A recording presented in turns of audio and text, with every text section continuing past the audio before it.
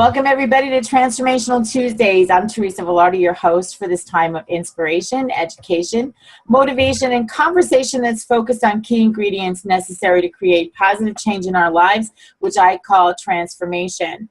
So for those of you who are new to the call, I'll tell you this. I created Transformational Tuesdays back in 2010. And I used to do almost like a word of the day kind of thing. Like I would come up with something to talk about and was really like teaching. And then I decided to take a break for a little while. And I came back and in 2015, September of 2015, at the nudge of a really good friend of mine, and people who had been coming to the call for so long said to me, Teresa, where are you? We want you back. So here I am, and I'm bringing incredible guests to the conversation. And now we have this Zoom platform, which I absolutely love. So the replays, you can listen to them on just the audio, or you can watch them either on transformationaltuesdays.com or on the Transformational Tuesdays YouTube channel. So you can go there and subscribe to the channel. And I'm always looking for interesting guests. So if you have someone if you are someone or know someone who would like to be part of Transformational Tuesdays, just email me at teresavelardi.com. There is no H in Teresa, by the way. TeresaVelardi.com. So, all right. So today I'm happy to bring to the show Lynn Schmidt. Hi, Lynn. Good to have you. Hi, everyone. Let me just tell you a little bit about Lynn Schmidt. So Dr. Lynn Schmidt is an expert in the field of leadership development, and her career focuses on providing leadership strategies to individuals, teams, and global organizations. She's currently the Director of Global Executive and Leadership Development for Micron Technology. She is a certified executive coach and has devoted her career to helping men and women thrive during times of personal and professional change. Lynn has a passion for helping women achieve success, and her dissertation research provided insight into the reasons why women's careers would derail. Lynn is the author of 4 books and is a sought-after conference speaker.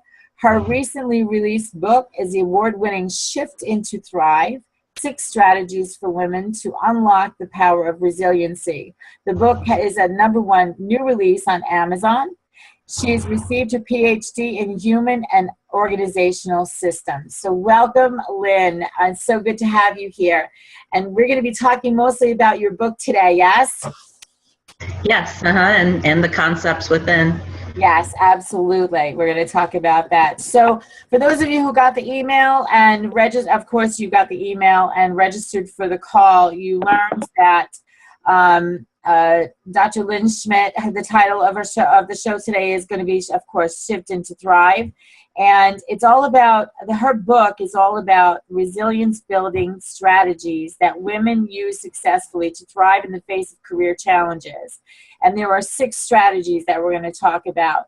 But let's talk for a minute. The last time I talked to you, Lynn, you were getting ready to go on a resiliency building sabbatical. Can you share a bit about this and how did it go? What did you learn about yourself and this topic?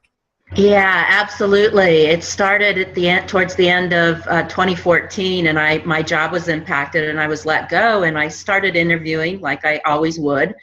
And I'd finish interviewing, I just would feel sick to my stomach. Not that it was a bad job, and all of a sudden I started realizing it wasn't something I wanted to do. So I worked with a coach, and we got through some of my fears about what I wanted to do, which was I wanted to take a year, go to Europe, really become a traveler, not a tourist, be there while I was writing the book. And so I did that. It took some significant change, getting rid of a lot of my stuff. My brother watched my dogs, renting out the apartment lease. I mean, all the things you'd have to go through to make that kind of move. And I left the country early 2015 with a suitcase.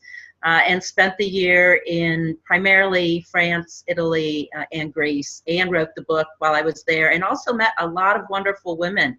So the book has a global focus because many of the stories that were incorporated are from women all over the world. And so made some wonderful relationships, built my own resiliency.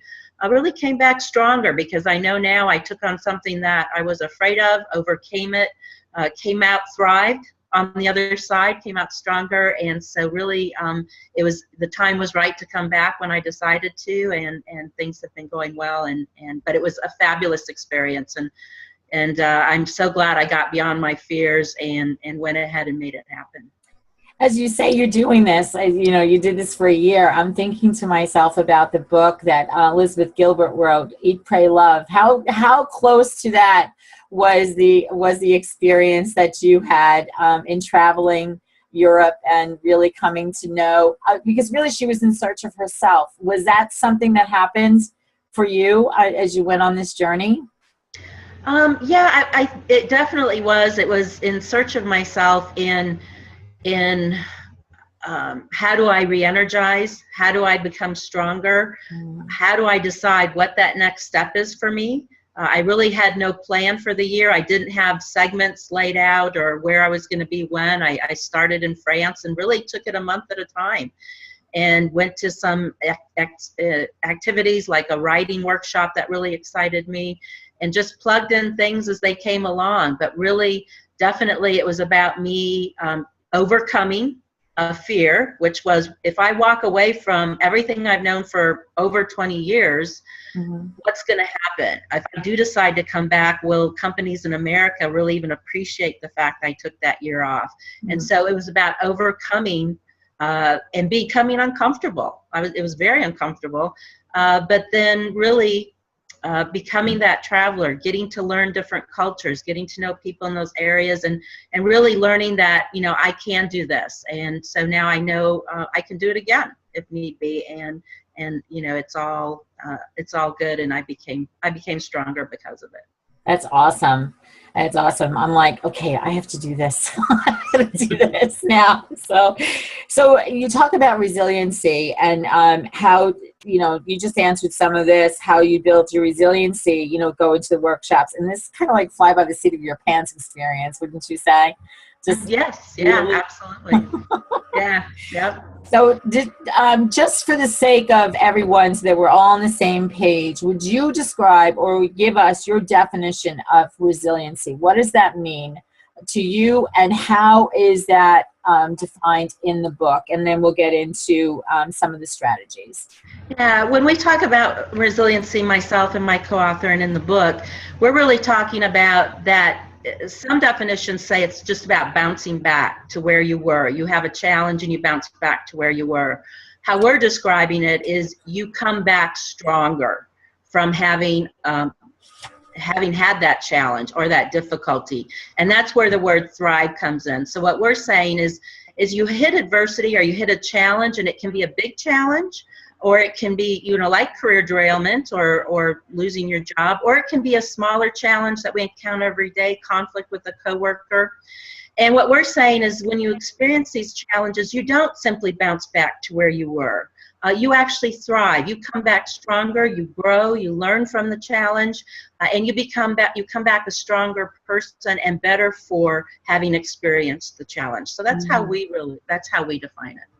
I love it. I love it. I love the thrive factor in there. It's crazy. Bouncing back just doesn't cut it as far as the definition is concerned. So you say that in your new book, Shifting to Thrive, 6 Strategies for Women to Unlock the Power of Resiliency. What was the driving force really that started you on this journey? Was it something specific that happened in your life that you did say that you lost your job and you were looking for something else? Was that the driving force that sent you on this journey?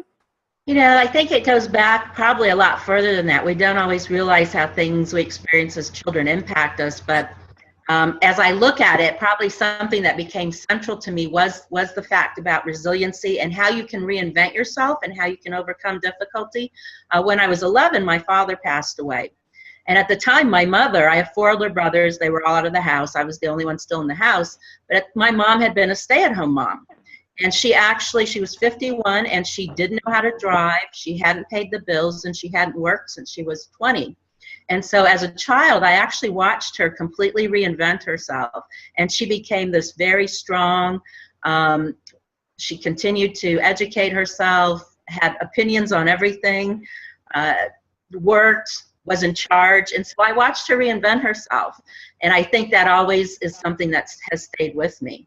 But then when I entered the workforce myself, and really my interest was on leadership development, employee development, human development, and I worked my way up the ladder, I saw women in leadership roles come and go fairly quickly, and I wondered why that was. And so my dissertation was on women in career derailment, and I gave women voice. I interviewed 23 women who had experienced career derailment, which I defined as forced out, fired, or asked to resign from their job, and they were all within 3 levels of the CEO. And what current research at that time had said was, well, it's their leadership style, and how that was determined was by researchers going and asking executives, mainly men, to think of a woman who had derailed and tell them why. And so what I wanted to do, and what even my current book does, is it gives women voice. It allows them to tell their story. So when I interviewed women, there were 4 reasons that came up for derailment. One is societal. It's how we're raised. It's how girls are expected to behave versus how boys are expected to behave. It shapes women's confidence and how they approach. It shapes societal issues, unconscious bias in the workplace, sexism, gender inequality. So those are all things I called societal issues that cause women to derail. Another one is organizational issues.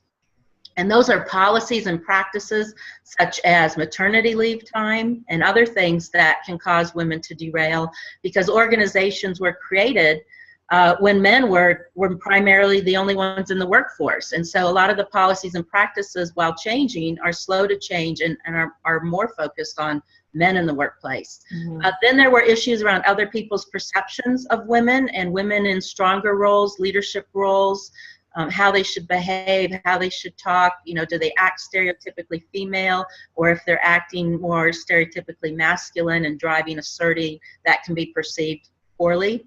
And then there are things that women bring to the table that can get in their way. Sometimes they may not network as well, really seek out the development they need.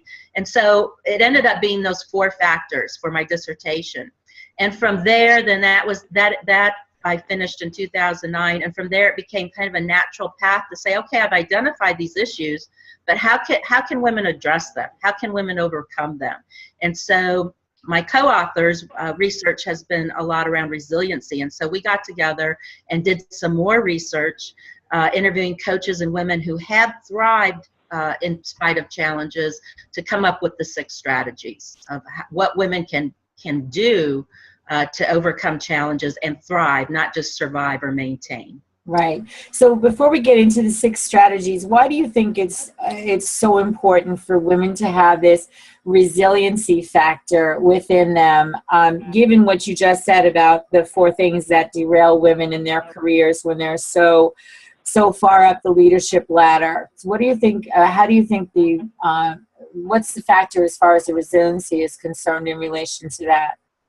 Yeah, and it's resiliency for any woman, any age, really any role is what we found. Because in any age, you're up against career challenges. In your 20s, it might be, what do I want to do? What career do I want? In your 30s, it might be, how do I climb the ladder? In your 40s, it might be more about, well, what change do I need to make to really have the job I want? And 50s, it's how do I give back? It's 60s, how do I change my role? And so resiliency, we found, is important any age, any role. We validated it globally as well. And it's important because women are up against all the same things men are. So there's a level playing field around what challenges we encounter in work. And then you've got to add on for women.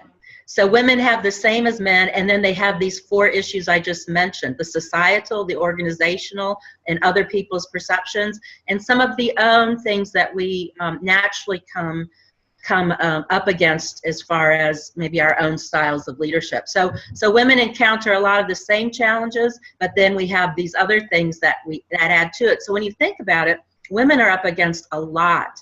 And when all of these things are hitting you at once, oftentimes women may not be able to step back and look at it and really problem solve. They may get more emotionally engaged or more self-blame.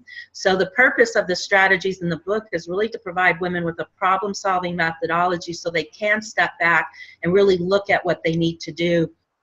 And it can be used proactively or reactively. So we recommend that women build these strategies, build resiliency proactively, so when they encounter challenges, they can deal with those.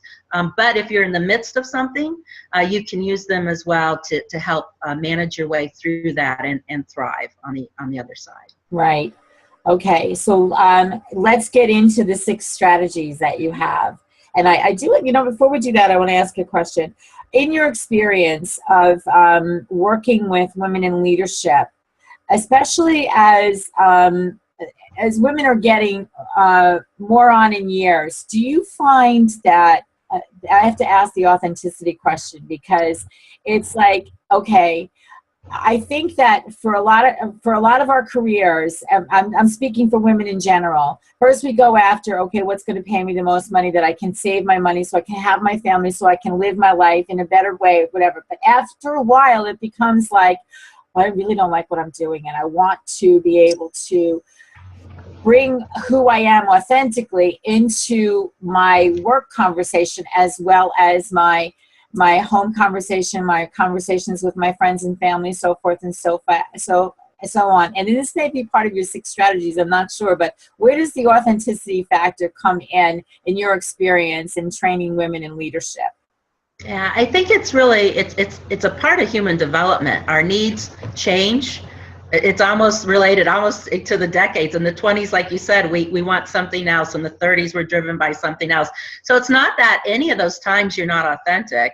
I wouldn't say, it's just different needs. I would agree with you, though, the needs do change as we become older. And so, especially as I talk to women, and women's stories in the book are all ages, 20s through 50s, but definitely notice there's some difference in the stories based upon what the need is. And one of the women who wrote a story who was in her mid-50s went through significant change, really looking for, like you're talking about, how can I give back? I've now had this great career and it satisfied me to this point, but now I'm really looking to do something different, to give back, to impact others, to help others, and make that kind of difference. So I think that's what our lives become about after we've fulfilled the other needs that are natural and normal. Total agreement with you. I'm in total agreement with you. So let's dive into these 6 strategies that you have. Let's talk about them one by one. What's the first one? Well, we'll go in order. They're in a kind of a hectagon format, and we'll go in order around. But the one thing I do want to say up front is the strategies aren't linear or sequential.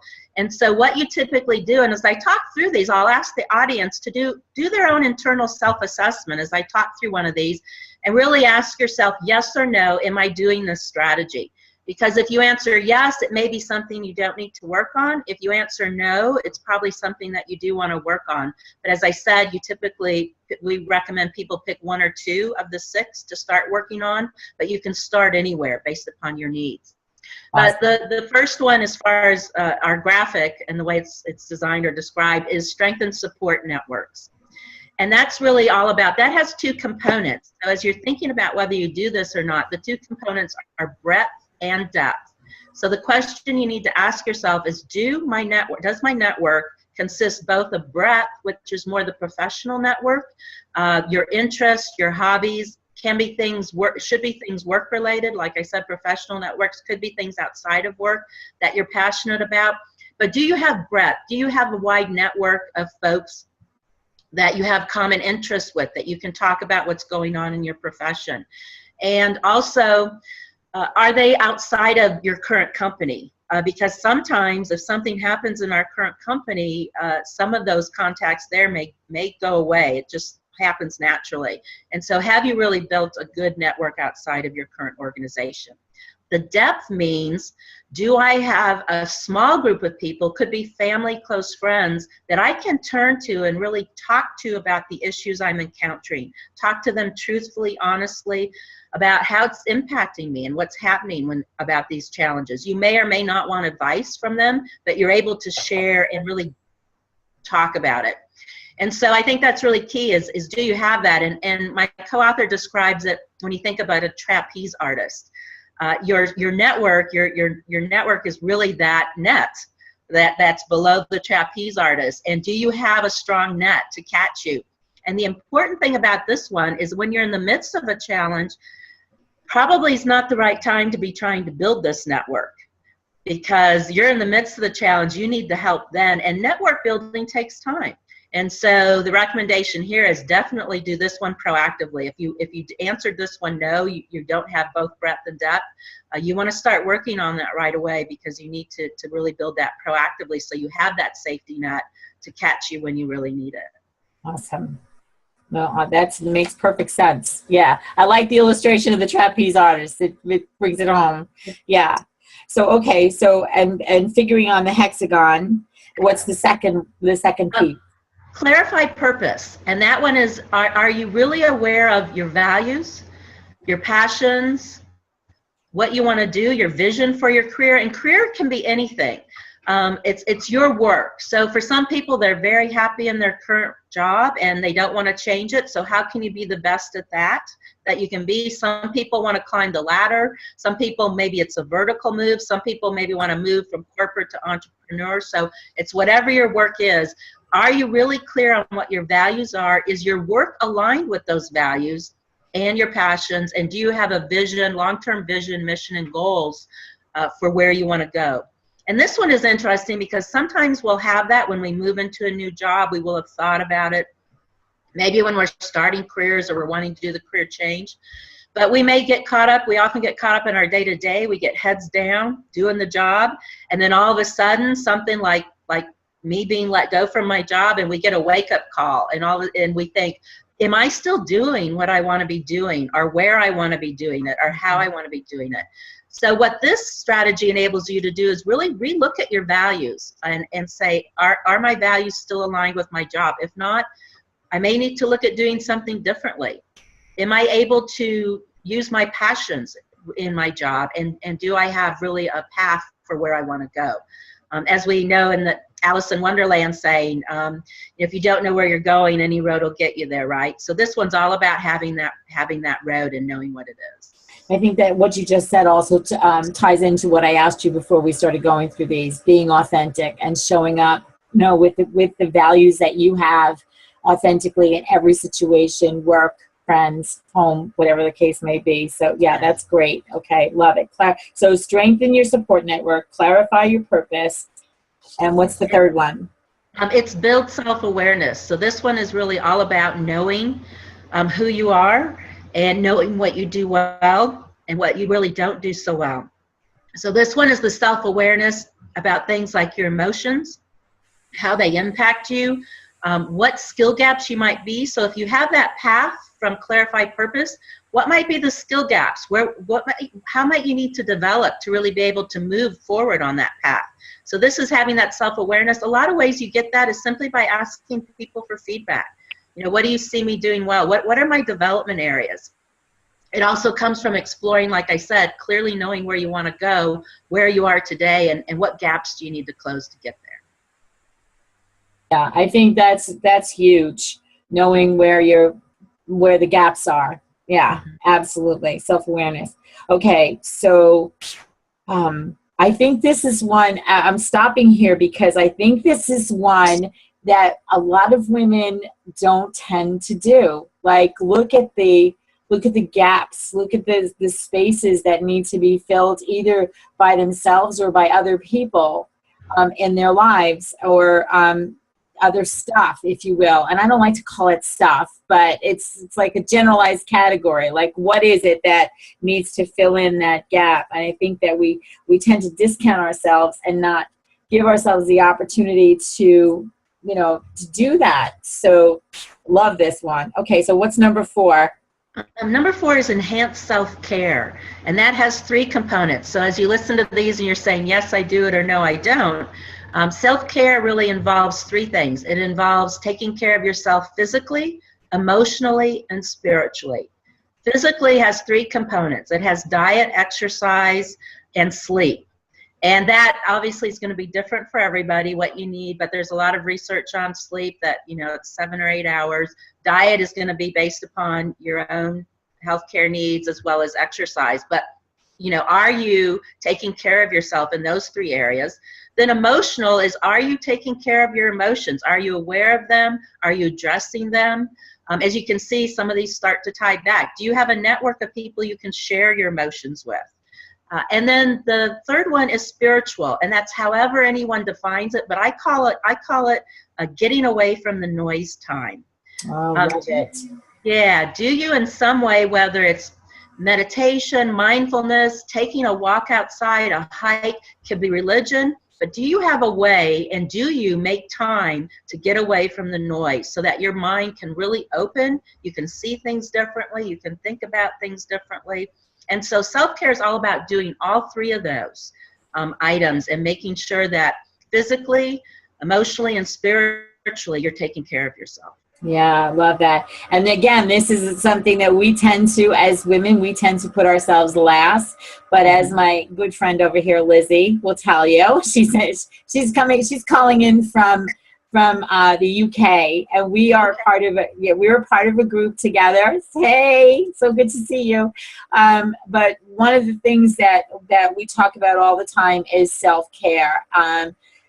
We're working with one person in Australia, actually. So this is see, Transformational Tuesdays is global. Is global. So and one of the other things that I want to add to this, as far as the self-care, we tend to discount ourselves. We tend to discount what we do. We tend not to put ourselves first. We talk about this a lot on Transformational Tuesdays, on taking care of yourself. But then the other factor that I want to invite you to embrace is celebration. We don't celebrate who we are. We don't celebrate our wins, regardless of how small they are. We need to do that, and that's one of the things that we both learned in this course that we're taking with Katie Joy, who will be a guest on my show in the near future. She just had a baby. So anyway, so enhancing your self-care. So far, let me go down the list so that for people who are taking notes, we can stay on task here. Strengthen your support network, clarify your purpose, build self-awareness, enhance self-care, which rolls us into what's next. The next one is actualize strengths. And so this one ties in a little bit to what you said about, do we really celebrate who we are? So this one is about knowing your strengths and actually maximizing your strengths in the work you do. So it also comes back to, if you're clear on your purpose, do you use your strengths and maximize your strengths in the work you do? Because we all know how we feel when we've worked on a project or we've done something a particular day and we've been using our strengths, the things we do well, the things we enjoy. That feels fabulous. We feel great. We also know how it is if we've had to spend a day, and we often do, just because you do, working on something. Like for me, it's Excel. If I have to spend a day or maybe even an hour doing Excel spreadsheets, that's not my strength. So I'll feel a little frustrated, that sort of thing. But if I'm out here developing people and helping people grow, that's a strength of mine, and I feel great after that. So this one is about being aware of your strengths, knowing what they are, acknowledging those, and then maximizing, making sure that the work you do maximizes your strengths. And if not, then we highly recommend that you find either a way to incorporate your strengths into your work, or you may need to look at hobbies or volunteer activities. But life is far too short, and we need to spend our time doing things that we enjoy and that really make the most of what we do well. Where do you stand on the delegated to others scale? I think that's good. In fact, I met with a woman the other day, a senior level executive who recently left her job and is now operating independently, doing some consulting. And one thing she said is in my work, she said, I always looked to maximize my strengths. She said, I viewed those as my differentiator. That's what would set me apart. She said, I certainly have my development areas, and my whole life I heard the same comments about what they were. So I certainly would work on those to a point where at least they didn't get in the way and inhibit me or hinder me. But my focus was really always on my strengths and can I make the most of what differentiates me from others. And that does mean delegating. It does mean delegating some of the things and having a team. If you're a leader and if you have direct reports, or if you're managing a project matrix, or if you're volunteering and leading a group of people, does your team have different strengths than you, so that the team is fully rounded? Yeah, it's that makes perfect sense. That's what teamwork is all about. Everybody works on their strengths. Everybody comes from the point where they are strong, and leaves what they're not strong at to the other members of the team, and that's awesome. Okay, so what's number 6? Okay, number 6 is broaden coping skills. So this really goes to having a growth mentality. It's when challenges happen, big or small, how long do you stay in decline? Oftentimes it's natural to go there first or right away, but how long do you manage it, or does it manage you? Does the negativity manage you, or do you manage it? So are you able to pull yourself out of the negative mindset fairly quickly and not just get to survive, because survive is maintaining. An example is if I had taken, I was interviewing for jobs, and if I had simply taken another job end of 14 when I was let go versus doing what I really needed to do, that would have been survive. Thrive is when you push yourself and you're able to go beyond survive. And so broaden coping skills is really, do you have the mindset? Do you move quickly from a negative mindset to a positive? And are you able to really focus on your growth and thriving, not simply surviving? Yeah, that's huge. That's huge. And the thing is that here's where, oh, I see how you did this. This is brilliant, because here, when you're in that place of decline, that's when you rely on your network to lift you up. That's when you move yourself. I love how you did this. This is amazing. So I'm going to go through the 6 of them again, and then we're already at the half-hour mark, and then I'm going to open the lines up. I'm going to open up the opportunity for people to ask questions. So if you have a question for Lynn or a comment, you're just going to press, if you're calling it on your phone, press *9. That will raise your hand. If you are in video, you can either physically raise your hand, or you can press the button on the bottom of your screen there that says raise hand, and I will go ahead and acknowledge you. And I have somebody raising their hand already, but I just want to go through these six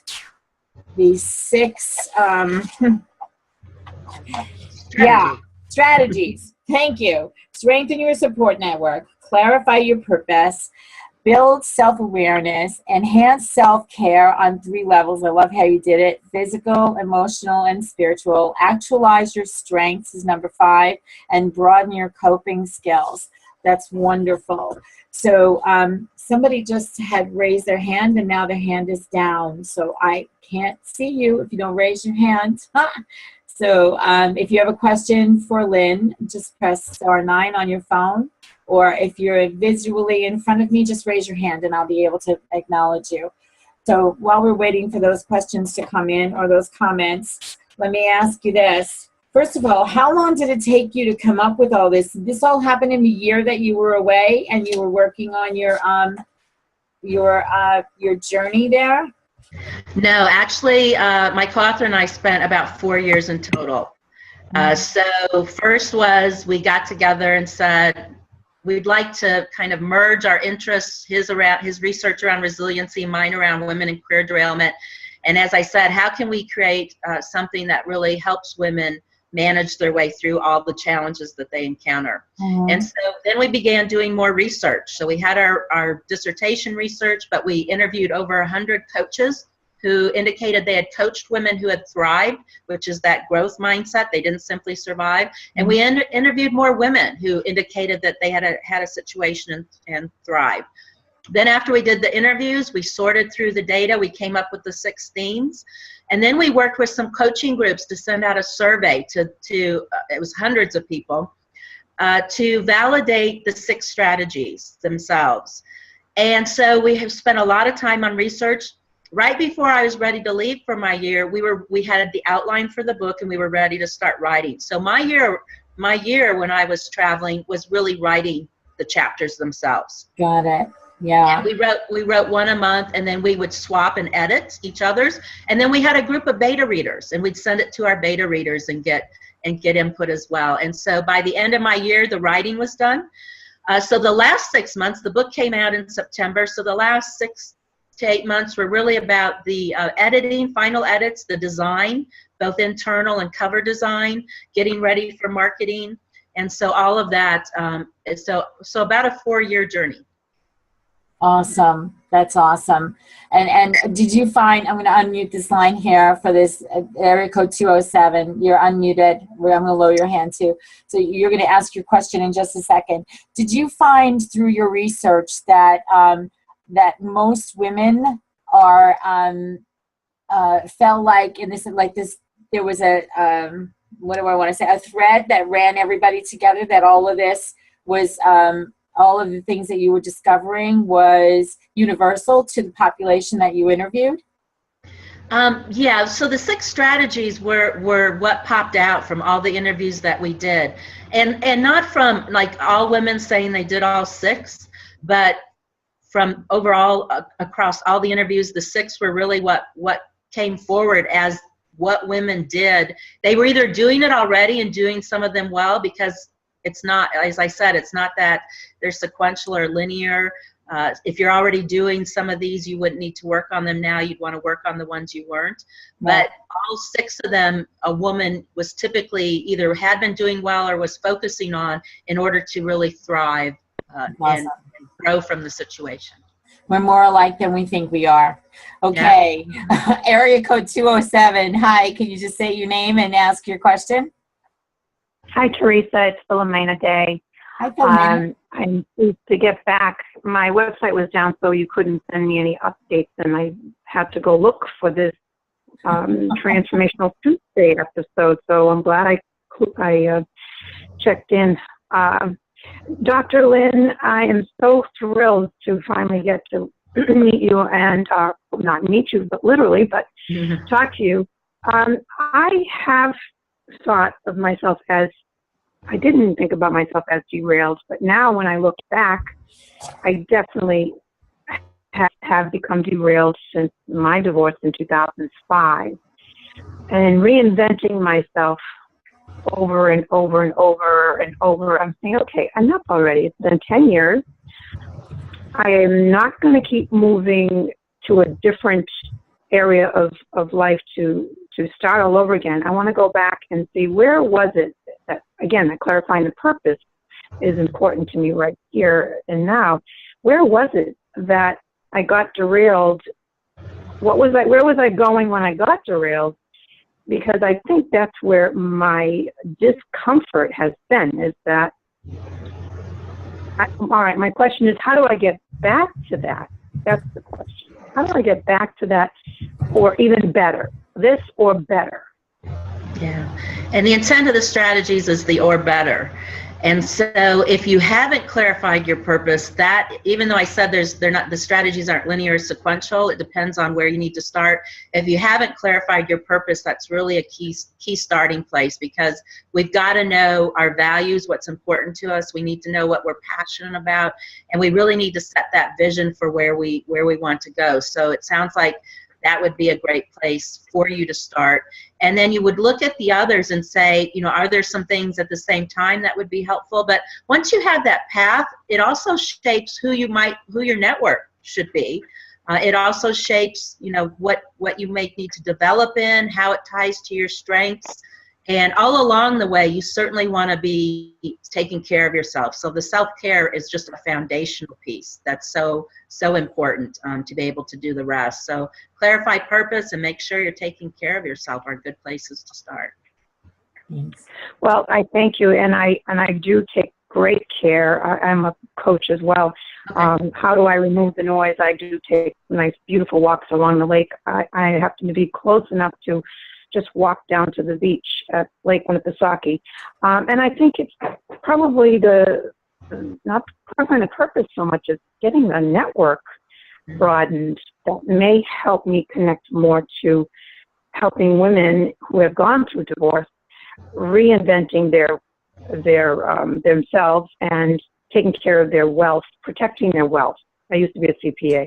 So that, I think, my value is helping people connect to the energy of money and moving forward out of the victim, the divorce mentality. Yeah. Good points, Philomena. I hope this was helpful for Thank you. you. And I'm just going to let everybody know, you probably want to get Dr. Lynn's book, Shift into Thrive. And I do have a link up on the resource page on Transformational Tuesdays. So you can go there and get that. Okay. Thanks, Philomena. Thank you. Okay. I have a question in the queue here from Sherry Herman. She asks, in your research, did you speak to male leaders about women in leadership, and were they accepting of women leaders?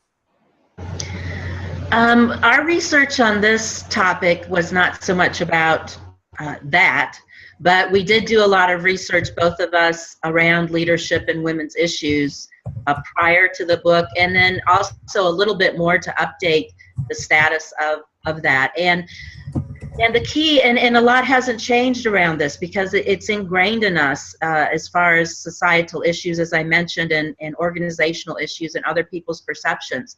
So leadership roles are designated male roles, just simply because it was men in the roles before women were ever in the workplace.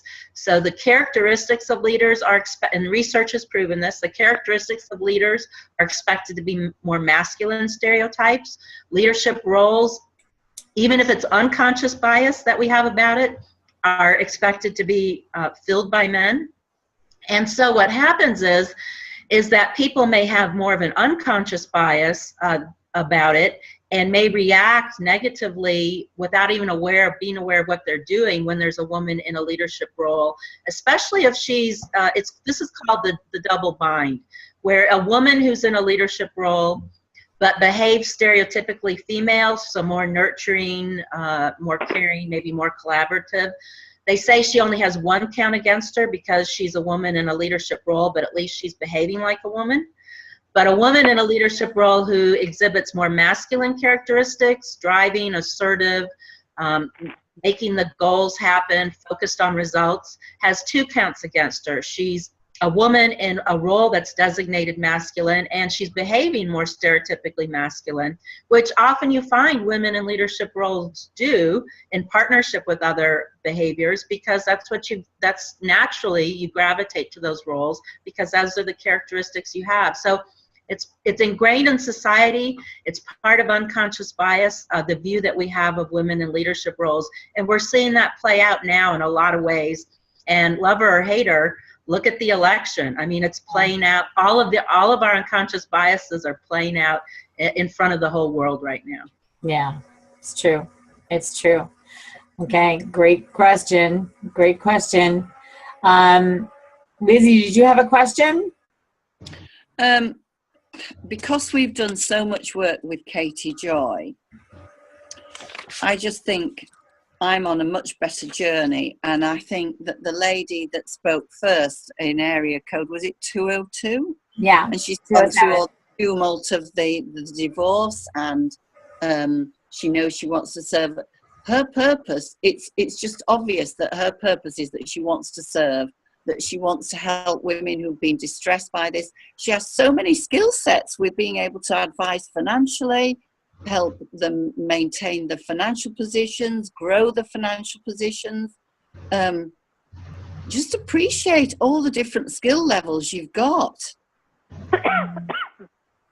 I mean, to me, just listening to her, she's looking for more, but she's complete already. So the I am is ingrained in her already, and she needs to do that little skill thing that we did that said what all your first 5 skills are. Oh yeah. To align that with who she is. I mean, my God, she's an amazing woman. Yeah. Yeah. What is the name of that? What is the name of that test that's out there that maybe you know, Lynn? I'd have to look it up. I can't remember, but we did it, and it brought up things that I didn't even think I was good at. I know, it's true. And I'll tell you in a second what it is, because I have the app on my phone and I'm going to look for it. But If I do that, I might lose you. it is it's G something. yeah, it's this strength builders, strength finders. Strength finders, yeah. How does that testing compare to your research? Strengths Finders is a good assessment. The other thing that we do in the book that I want to make really clear is that, and what people are loving about it, is that it's a workbook. So Okay. each one of the strategies has 5 activities.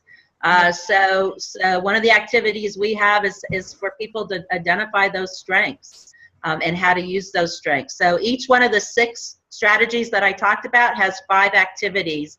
So a total of 30 activities in the entire book that people can do without purchasing additional anything to really help build their resiliency in those strategies. Awesome. Thank you. Thank you, Lizzie. Good to see you. Good to see you too. And the other thing I've just thought about as you were all talking is that one of the key things I've learned is that by living in gratitude, everything else is minimalized. So you actually can cope with your challenges better, because you know that at the end of the day, you can work out that even on a terrible, terrible day when you think you're going through a load of rubbish, you will still find something to be grateful for that will re-hone you and bring in on a different plane that you are valuable, because we don't always value ourselves, and we will take the knocks that the men give us because that's what we've been conditioned to do. And it sort of fits in with everything that Dr. Lynn's been saying. But by checking out your gratitude just gives you, you know, if you're really falling apart in a day, just step back from a moment. Whether you go to the loo if you're in an office and everybody's at you, just go to the loo, sit back down, sit on the loo and take 5 minutes, breathe deep and think about the things that are really great so that you can power back through it again. Yeah. So it is about strategies. Yes. Yes, indeed. I don't know whether that's at a different... No, actually, those are some strategies in the book. Like I said, yeah, the book has all sorts of 6 strategies, but there's activities. So we call that more of an activity. We do talk about gratitude as one of the activities. We go over mindfulness, meditation, some of those things as activities related to some of the strategies as well. Yeah, exactly. Awesome. Thank you, Lizzie. Thank you. So, and I'm glad she mentioned gratitude, because I want to be able to let everybody know that we are putting together a book. It's called A Daily Gift of Gratitude. It's a 365 pages, 1 page for every day, on exactly what we're just talking about, gratitude. And regardless of where you are in any given situation, you can find at least one thing to be grateful for, or maybe something like for you, Lynn, I can think of, like, right now I'm thinking to myself, wow, this woman had this job for all these years and she got let go from her job, yet look what came out of that. And how grateful are you that that job no longer exists and that this has been the end result? And those are the kind of stories that I'm looking for A Daily Gift of Gratitude. And just so if anybody wants to find out more about that, you can go to yourstorymattersnow.com, and it's going to be a series of books, daily gift book series. We're starting off with gratitude because I think that's really key and most important to this. And I'm glad that you said you have these in your book. Another question here: how do you convince women that they are worth the 6 strategies? I would like to do a leadership on Dr. Lynn's book. I'm not exactly sure what that means, but Sherry is asking again, how do you convince women that they're worth the six strategies? Because that's another thing I'm sure you've run across, is the self-worth issue. I'm not worthy. Yeah, I think the first thing that we typically do is there are six, well, the book has a self-assessment on each of the six strategies, and you rate if you're declining, surviving, or thriving in each one. That's really eye-opening for women. So it's less about worthy, but for some women, it wakes them up to the fact that, oh, I really need to work on this area. And then the question becomes, how can I? And the strategies in the book are really very easy to implement for the women. There's also, the other thing that helps is sharing the stories with women from other women's experiences. Often when I meet with women, I do that in my story, but also the book has stories. It's full of stories as well, personal stories written by women from around the globe on some of the experiences they've had. And one I can think of right now fits this situation perfectly, of a woman who over the years changed jobs because of what her husband wanted her to do, what her parents wanted her to do. And all of a sudden she had a wake-up call and was like, well, what do I want to do? And I've never really thought about that. And I need to, you know, it feels selfish to me to even think about what's important to me. And she really used strength and support networks to get past that. She created what she called her personal board of directors and pulled together some friends and people who knew her well, and a coach or two, and people who really could advise her and help her through this phase of really realizing, what are your strengths? How can you use those to really do what you want to do, and that it's not selfish to do so. So I think that the support network, whether it's an individual coach, whether it's a group of people, whatever it might be, can be very helpful in getting past that belief. Yeah. And so I encourage everyone to get Dr. Lynn's book, Shift Into Thrive, and it is on the resource page. I was just checking to be sure that it's there. It's on the resource page. And Sherry is also talking about doing leadership training just for women. So Sherry, what I would suggest is that you get in touch with Dr. Lynn and see how the two of you can make that happen, or, you know, get any questions that you have answered. And if someone wants to contact you, Dr. Lynn, how do they do that? They can reach out to me through my email address, lschmidt912@hotmail.com. They can also, I'm on all sites. I have an author page on Facebook. I'm on LinkedIn. I'm on Twitter.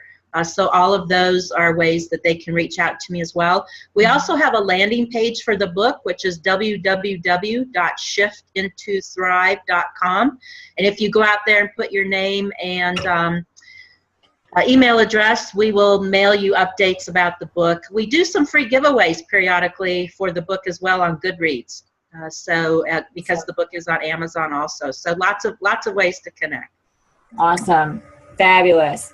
So you've mentioned really a lot of great things today. So as kind of a summary, what are the key points that you'd like our listeners and our viewers to take away from what you've shared today? What's most important? Yeah. I think one of the keys is to acknowledge that women are up against quite a bit in the workplace, and you can't separate necessarily very easily your personal life from your work. So the strategies help with all, but just to acknowledge that whether you're an entrepreneur or you're in corporate, whatever your role may be, a volunteer, that women are up against quite a bit more than men, and it can be it compounds, and it can be very difficult to see your way through that. And so I think that's key, to simply acknowledge that. I think the other thing is that the 6 strategies are proven to help women thrive, not only survive, and that's key. You want to thrive, not just survive. And that, though, third message, that means often becoming uncomfortable. It means taking risk. It means stepping out. It means doing something that you may be a little scared about doing. But that's really what's going to help you thrive and grow as well versus maintain. So I think those would be my three key messages. What do you do? I'm sure you get this question. What do you do with the fear? When people are like, you know that they're ready, and there's that fear factor that's keeping people from taking that next step, stepping into their power, being the best they can be, and actually being in that space of thriving. How do you deal with the fear factor? Yeah, I think there's a lot of good coaching questions that can help deal with that, open-ended ones, for example, and so people can ask them. The book is really set up for self-coaching. You can ask yourself these questions, but often it's helpful through your network to have other people ask, what's getting in your way? What really are the barriers? I mean, the first question is, what do you really want to do? So clarify your purpose. And then what's getting in your way? What are the barriers? And how can you eliminate those? Because I did the same thing. I had my fears and I had my list of excuses, and my coach, I worked through them and I had no more excuses. And she finally said to me, is there anything getting in your way really of this not happening? And I said, no, just me. And I had to acknowledge that, and then I moved forward. And that's why we say resiliency is an intentional choice. Thriving is an intentional choice that you have to make. It doesn't just happen. You've got to consciously make it, and often that means getting uncomfortable. Yeah. Change doesn't happen in the comfortability zone. No. You have to step out and be uncomfortable, because when you were saying that earlier in our conversation, becoming uncomfortable, I thought to myself, here's a phrase: nothing changes until something changes. Yep. And you've got to be willing to step out of that box, step out of that comfortability zone in order to be able to, grow into the next step of who you are, and what your purpose is, and all of the things that you mentioned. And I'm just for clarification purposes for everyone, I'm just going to ask you to go through, I have them written down, but just name them again, the 6 strategies again, if you wouldn't mind. Absolutely. It's strengthen support networks, clarify purpose, build self-awareness, enhance self-care, actualize strengths, and broaden coping skills. Perfect. Just ask yourself yes or no if you're doing those, and if you're answering no to any, that's where you want to start working. Yeah. And again, if people want to get a hold of you, where can they reach you? L. Schmidt 912, so LSCHMIDT 912 at hotmail.com is my direct email address that they can reach me. And as I said, I'm on LinkedIn though as well, Twitter. I have an author page on Facebook, and there's the landing page for the book, which is www.shiftintothrive.com. Perfect. Any last thoughts you want to share with us before we conclude another version of Transformational Tuesdays? I don't know where this hour goes. It just flies by. I just want to wish everyone the best, and wish you all the best in building your resiliency, and really say stay resilient. Awesome. Awesome. Thank you to everyone who joined us. Thank you, Dr. Lynn Schmidt, for being my guest today. People are saying in the chat that they really enjoyed this conversation, so thank you again. And join us next week when we have Terry Martin, who is local to me here in Pennsylvania, but she, at 60 years old, won one of the Miss America pageants in the local area, and she has a lot to talk about as far as the self-care and doing what's right for you. And I think that's where a lot of us really need to pay attention. It's like the oxygen mask on the plane. You put it on yourself first, and then you help others. And I think a lot of us get tripped up on that factor. We need to really take care of ourselves and give from the overflow rather than depleting ourselves to the bottom. And you've spent a lot of time with us talking about just that in so many different areas and the strategies that you have put together. And I will definitely be getting your book. And thank you so much for writing it. And I appreciate you spending this hour with us. Anyone have anything last minute that they want to say before we conclude? I guess not.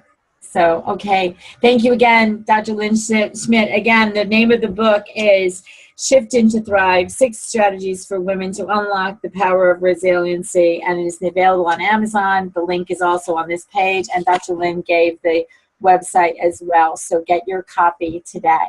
And thanks again, everybody, for joining me for Transformational Tuesdays. And I will be back here next week, as I said, with Terry Martin. And enjoy traveling during the week, what I like to call the transformational trails of life. Have a good day, everyone.